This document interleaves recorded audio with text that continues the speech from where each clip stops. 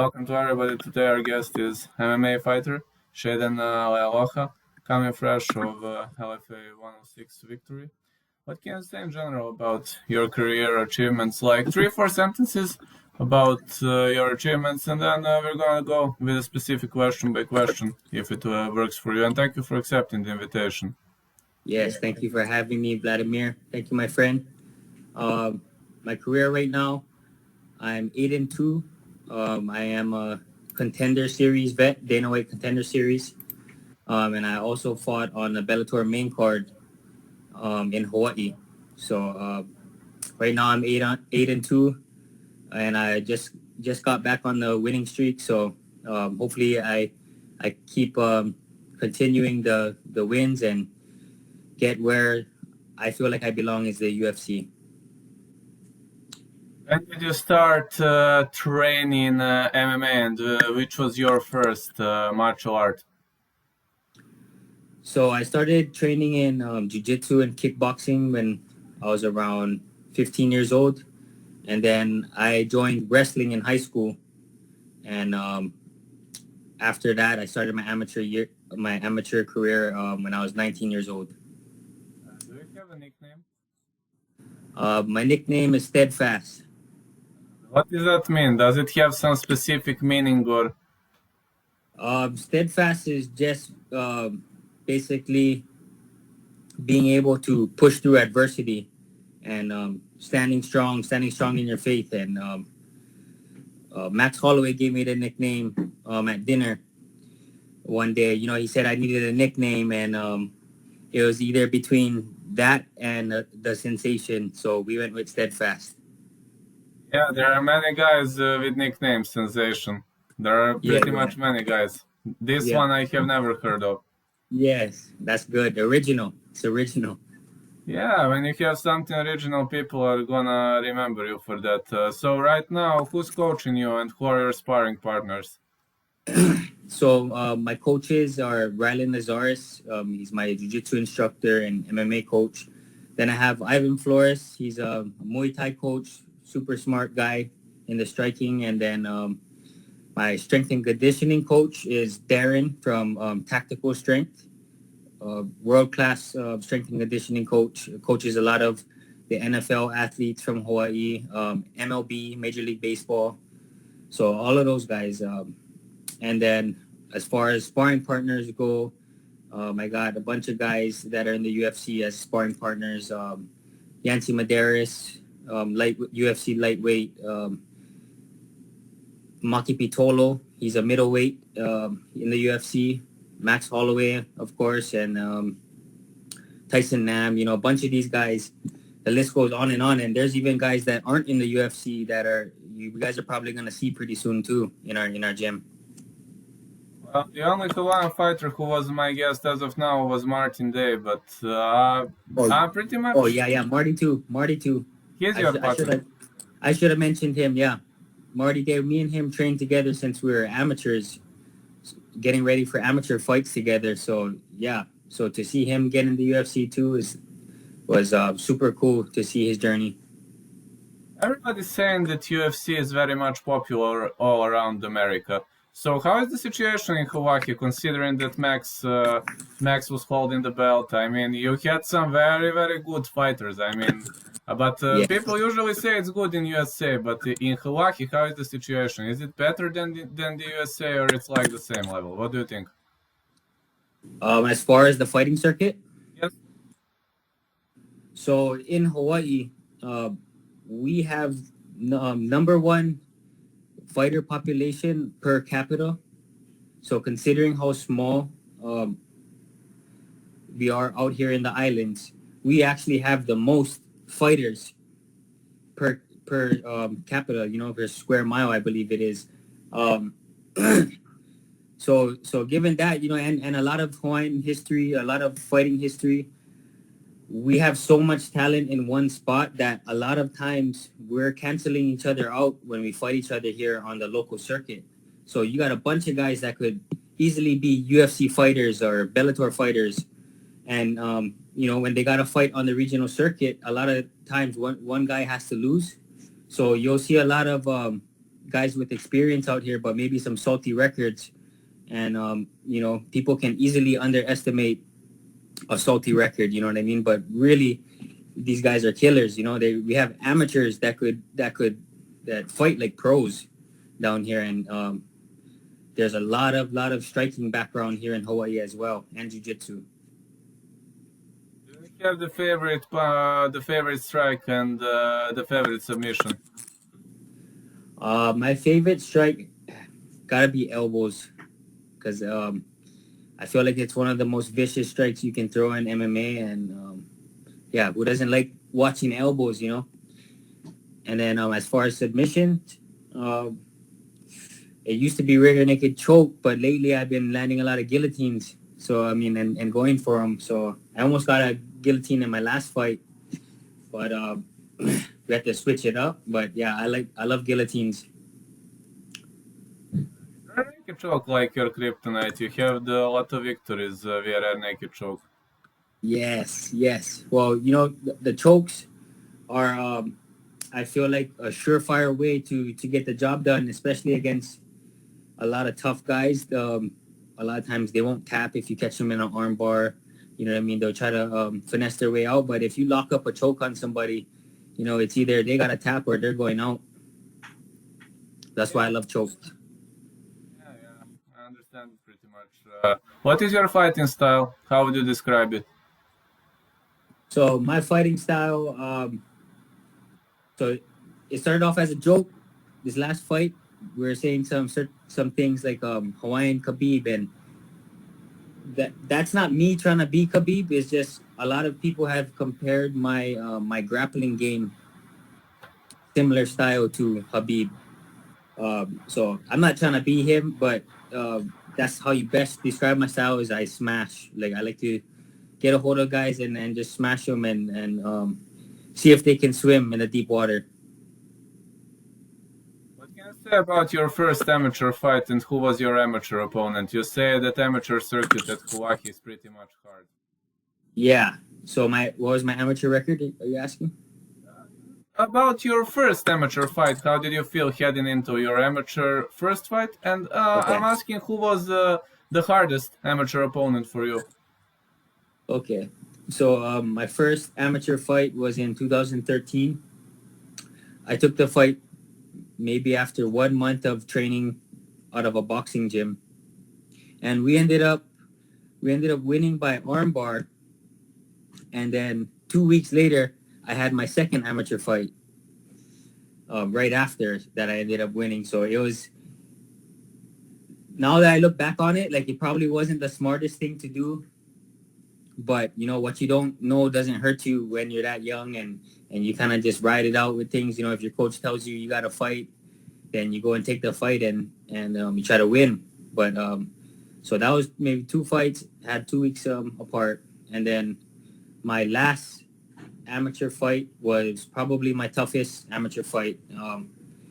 Was versus a guy named Kevin Natividad that's in the UFC right now. He's actually a good friend of mine nowadays, but he was probably my toughest fight. We had a bunch of people telling us that we looked like it was a pro fight. We fought 3-minute rounds for a flyweight title, and he was I think like 8-0 at the time with all finishes, and I was 4-0 at the time. So it definitely was a high level amateur fight, and that's probably my toughest AMI fight. How did you feel heading into your professional MMA debut? I felt good. It was just I was actually cutting weight to a weight class that I didn't belong in. So I was trying to make flyweight. Now I'm a featherweight, but at that time, I thought I could still make flyweight, and I knew a lot of people that felt like I could do it too. And it was just the whole camp was kind of about cutting, and it wasn't really focused so much around the actual fight, which I'd like to focus on. And we ended up winning that fight, luckily, but at the same time, we learned that we need to move up a weight class if we want to be healthy. Yeah, that's true. Do you have the favorite animal? Oh, my favorite animal. I got to say Hawaiian monk seal. Sounds pretty much awesome. Hawaiian monk seal because it's the right now it's a rare species in Hawaii, and there's actually a lot of organizations that are trying to protect the Hawaiian monk seals, and I just feel like it's part of being Hawaiian. Like those are the most 100% Hawaiians you're gonna get running like swimming around in the ocean. Those are the only pretty much pure Hawaiians left that are here from back in the day. So I think that's pretty cool. What do you think of X1 as a promotion? X1. X1 has to be one of the best shows to come out of Hawaii. They've been around since I was a kid, and they have produced a lot of the guys that you see in the UFC and Bellator. All of the Hawaii guys, the chances are they went through the X1 circuit. Max was the champ of X1 before he got in there. A lot of guys fought in X1.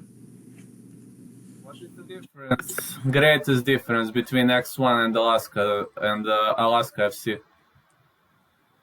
So X1, pretty much they both just got different regional guys. So like the Hawaii guys, you're gonna find all the local talent from the different islands, and then in Alaska, of course, you're gonna have all their guys out there in the circuit. And I think we have a lot more strikers in the X1 in the Hawaii circuit. How did you feel at your Dana White Contender Series fight? I mean, you fought John Castaneda. Yeah, that one was a huge learning experience for me.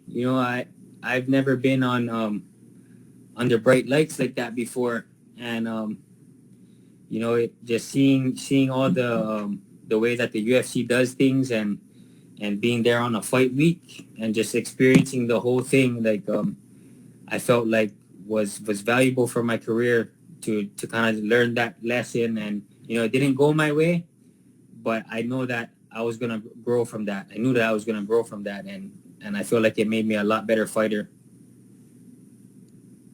How did your Bellator run go? I mean, you also fought a big name. It's, I think you fought, what's it, Stats, right? Yeah, Stats. So how did it go? I mean, it was also another very much big promotion. I mean, Bellator is for me number 2 in the world. I don't know whether you agree. Yeah, for sure. They're an awesome show. That fight was my last bantamweight fight, and there are no excuses. Like I don't really believe in layoffs, but I was coming off of maybe almost a year and a half to 2 years from fighting, which is no excuse from Rafian. He did a great job that night.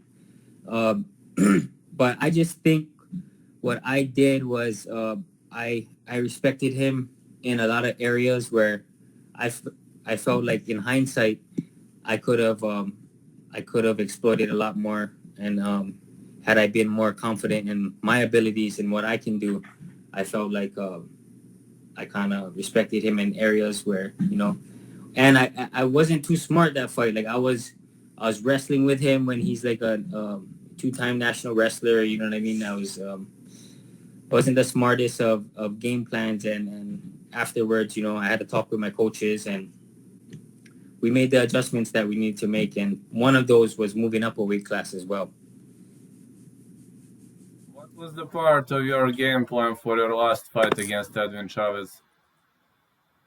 My game plan was to just try to beat him everywhere. Once I felt like I was in control of the wrestling and the grappling, I just kept taking it there. Because I really needed this win. I really needed this win to put me in a much better spot in my career. I felt like coming off of a loss in Bellator, it wasn't sitting right with a lot of promotions, like the UFC. They're not gonna sign somebody that is just coming off a loss, and even with Contender Series, they want to get guys that are coming off wins and win streaks. So this puts me in a much better spot, and so that was pretty much my game plan, was the wrestling. Can you Elaborate the meaning of your tattoos. My tattoos. So this tattoo right here is just the Hawaiian Island. I'm from the Big Island, and this is the town that I'm from is called Puna, and Puna is south of Hilo. You probably heard of Hilo, where BJ Yes. Penn is from. So we're about maybe 20 miles south of Hilo, and I hope to put my small town on the map one day, as BJ did for Hilo. Well, I've heard in UFC saying fighting out of Hilo, Hawaii many times, but for Puna I have never heard of. I have never Yeah, heard yeah. Bruce Buffer saying that. And did you hear it or not? No, nobody. We'll be the first, and No. everybody from my hometown knows that. They're behind me. That's pretty much revolutionary move, if you know what I mean. Yes, very, very. It's small beginnings, man, and the town that I'm from is a lot of it has a reputation of not being the best spot to live, and but we love fighting, and we have a lot of pride and a lot of love where we come from. How does one day in your life look like at the moment? How does my life look like? One day in your life. One day in my life, I wake up, drink some coffee, then I'll watch my son for a bit, throw on some cartoons for him, feed him some breakfast, and then I'll get in my first training session, and then I'll probably come home and eat, and hang out with my son some more, take him to the park or something, and go to probably nighttime jiu-jitsu. Pretty much busy schedule every single day.